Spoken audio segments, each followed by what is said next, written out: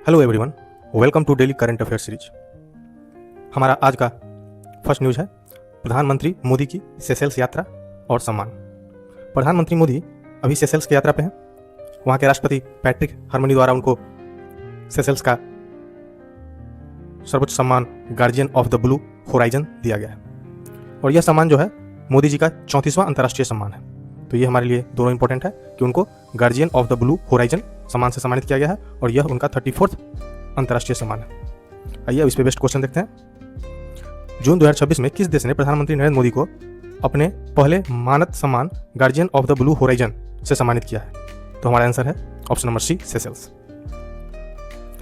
अगला question, Seychelles की राष्ट्रीय सभा नेशनल असेंबली को संबोधित करने वाले पहले भारतीय प्रधानमंत्री कौन है? तो ये श्री नरेंद्र मोदी हैं। अगला क्वेश्चन है, हाल ही में चर्चा में रहा कोको डी मेर जिसका पौधा पीएम मोदी ने लगाया है, किस देश का राजकीय चिन्ह है? तो यह सेशेल्स का राजकीय चिन्ह है। हमारा अगला न्यूज है, अमेरिका द्वारा छत्तीसगढ़ की कंपनी पर प्रतिबंध। अमेरिका के ट्रेजरी विभाग ने सूडान में गृह युद्ध को बढ़ावा देने के आरोप में 8 लोगों और संस्थाओं पर प्रतिबंध लगाया है। इसमें छत्तीसगढ़ की कंपनी SBL एनर्जी लिमिटेड और उसके सीईओ आलोक चौधरी भी शामिल हैं। कंपनी पर आरोप है कि उसने सूडानी सशस्त्र बलों को विस्फोटक सामग्री की 200 से अधिक खेप सप्लाई की थी। तो आइए इस पे बेस्ट क्वेश्चन देख लेते हैं। अमेरिका ने सूडान गृह युद्ध में विस्फोटक सामग्री आपूर्ति करने के आरोप में छत्तीसगढ़ की किस कंपनी और उसके सीईओ आलोक चौधरी पर प्रतिबंध लगाया है? तो यह कंपनी है SBL एनर्जी लिमिटेड। हमारा अगला न्यूज है, अभी हाल ही में वेनेजुएला में भूकंप आया है। तो वेनेजुएला में आए विनाशकारी भूकंप के बाद भारत ने मानवीय सहायता और आपदा राहत के लिए ऑपरेशन एमिस्ताद शुरू किया है। इसके तहत भारतीय वायुसेना के 2 बोइंग C-17 ग्लोब मास्टर विमानों से 35 टन राहत सामग्री और भीष्म क्यूब आरोग्य मैत्री पोर्टेबल अस्पताल भेजा गया है। तो आइए इस पे बेस्ट क्वेश्चन देख लेते हैं। जून 2026 में विनाशकारी भूकंप से प्रभावित किस देश की मदद के लिए भारत सरकार द्वारा ऑपरेशन अमिस्ताद चलाया गया? तो यह है हमारा option number B, Venezuela. Operation Amistad के तहत प्रभावित क्षेत्रों में घायलों के इलाज के लिए भारत द्वारा भेजे गए पोर्टेबल अस्पताल का नाम क्या है? तो इसका नाम है भीष्म क्यूब। ठीक है, अब हम आते हैं अपने अगली न्यूज की तरफ। इसरो का सेमी क्रायोजेनिक इंजन का सफल परीक्षण। देखिए, इसरो ने तमिलनाडु के महेंद्रगिरी स्थित इसरो प्रोपल्सन कॉम्प्लेक्स में अपने semi cryogenic engine power head का 88% थ्रस्ट क्षमता पर सफल हॉट टेस्ट किया है। ठीक है, यह इंजन तरल ऑक्सीजन और केरोसिन आधारित ईंधन का उपयोग करता है। इसे हैवी लिफ्ट रॉकेट LVM-3 के मौजूदा L110 कोर स्टेज को बदलने के लिए विकसित किया गया है। इसरो का लक्ष्य 2035 तक भारतीय अंतरिक्ष स्टेशन स्थापित करना और 2040 तक चंद्रमा पर भारतीय अंतरिक्ष यात्री को उतारना है। ठीक है, तो इस पे बेस्ट क्वेश्चन देखते हैं। हाल ही में इसरो ने 88% थ्रस्ट क्षमता पर अपने सेमी क्रायोजेनिक इंजन का सफल हॉट टेस्ट कहां संपन्न किया है? तो यह महेंद्रगिरी तमिलनाडु में संपन्न किया। इसरो के सेमी क्रायोजेनिक इंजन में ईंधन के रूप में किसका उपयोग किया जाएगा? तो इसमें तरल ऑक्सीजन और केरोसिन का उपयोग किया जाएगा। हमारा अगला क्वेश्चन है, विक्रम साराभाई अंतरिक्ष केंद्र का नया निदेशक किसे नियुक्त किया गया है? तो डॉक्टर UP राजीव को नया निदेशक के रूप में नियुक्त किया गया है। हमारा अगला न्यूज है, मुकुंदरा हिल्स टाइगर रिजर्व के नीचे देश की पहली 8 लेन सुरंग बनी है। दिल्ली मुंबई एक्सप्रेसवे प्रोजेक्ट के तहत राजस्थान के कोटा के नजदीक मुकुंदरा हिल्स टाइगर रिजर्व के नीचे देश की पहली 8 लेन वन्यजीव अनुकूल सुरंग को चालू किया गया है। इस सुरंग की लंबाई 4.9 किलोमीटर है और यह ट्विन ट्यूब सिस्टम पर आधारित है।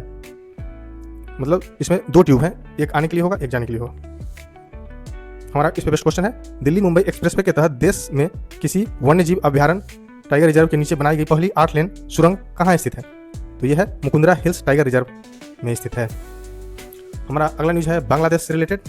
हाल ही में बांग्लादेश के प्रधानमंत्री तारिक रहमान चीन की यात्रा पे हैं और उन्होंने चीन को अपना मोंगला पोर्ट विकसित करने के लिए दिया है। मोंगला पोर्ट भारत के लिए काफ़ी इंपॉर्टेंट है क्योंकि भारत मोंगला पोर्ट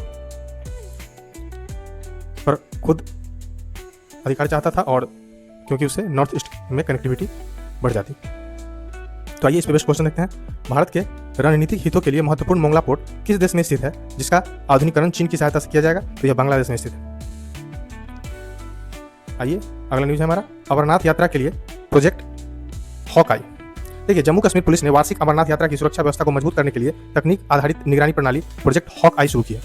तो आइए इस पे बेस्ट क्वेश्चन देखते हैं। जम्मू कश्मीर पुलिस द्वारा अमरनाथ यात्रा मार्ग पर 24 घंटे हवाई एवं तकनीकी आधारित निगरानी रखने के लिए किस प्रोजेक्ट की शुरुआत की गई है? तो हमारा आंसर है प्रोजेक्ट हॉक आई। हमारा अगला न्यूज है, फीफा द्वारा अखिल नेपाल फुटबॉल संघ को निलंबित किया गया है। देखिए, फीफा ने संचालन में तीसरे पक्ष के हस्तक्षेप और नियमों के उल्लंघन के कारण अखिल नेपाल फुटबॉल संघ को तत्काल प्रभाव से निलंबित कर दिया है? तो जून हमारा इस पर बेस्ट क्वेश्चन है, जून 2026 में फीफा के नियमों के उल्लंघन और तीसरे पक्ष के हस्तक्षेप के कारण किस दक्षिण एशियाई देश के फुटबॉल संघ को निलंबित कर दिया गया है? तो यह है नेपाल। हमारा अगला न्यूज है द सेकेंड ऑर्बिट पुस्तक का विमोचन। देखिए, वायुसेना प्रमुख air chief marshal Amarpreet Singh ने ग्रुप कैप्टन शुभांशु शुक्ला की आत्मकथा द सेकेंड ऑर्बिट का विमोचन किया है। आपको ये पता होगा कि शुभांशु शुक्ला फर्स्ट इंडियन जो हैं जो इंटरनेशनल स्पेस स्टेशन में गए थे, ये एक्सियोम 4 मिशन के द्वारा गए थे।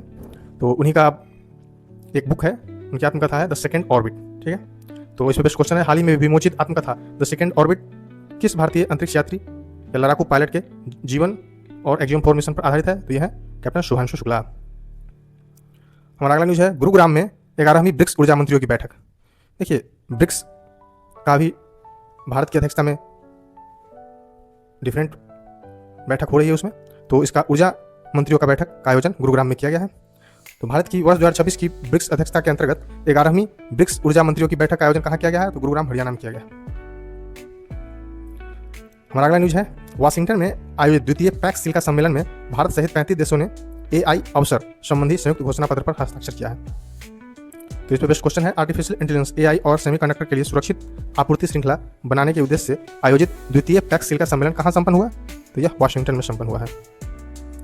आइए, हमारा अगला न्यूज है, ये काफ़ी इंटरेस्टिंग न्यूज है। तेलंगाना के उप मुख्यमंत्री भट्टी विक्रमार्क मल्लू ने हैदराबाद में अमेरिकी वाणिज्य दूतावास के निकट सड़क का आधिकारिक नाम बदलकर डोनाल्ड ट्रंप एवेन्यू करने वाली पट्टिका का अनावरण किया है। तो भारत के इस पर क्वेश्चन, भारत के किस शहर में अमेरिकी वाणिज्य दूतावास के निकट स्थित सड़क का नाम आधिकारिक तौर पर बदलकर डोनाल्ड ट्रंप एवेन्यू किया गया? तो यह हैदराबाद इसका आंसर हो जाएगा। तो आज के लिए इतना ही, थैंक यू।